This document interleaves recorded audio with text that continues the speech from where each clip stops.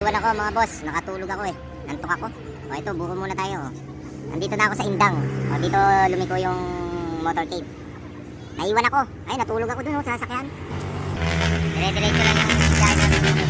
Kumain ako ng buko. Tayo maglalapag. Sabahan. Boto natin para sa senador. Rodante Marcoleta para sa senador. Walang tao dito, ito yung area. Ayan o. May tao doon sa kabila pero nabablock sila ng sasakyan kaya hindi nila makikita. Ngayon kung followers sila makikita nila to. O ilalagay ko na mga boss ha. Sasama ko ng sticker. O mga boss, sasama ko ng sticker. O sasama ko lang. Ito lang ilalagay.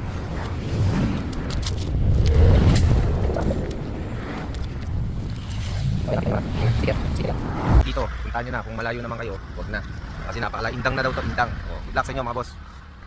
Dahil naiwan tayo sa biyahe, kain muna tayo ng buko mga boss. O.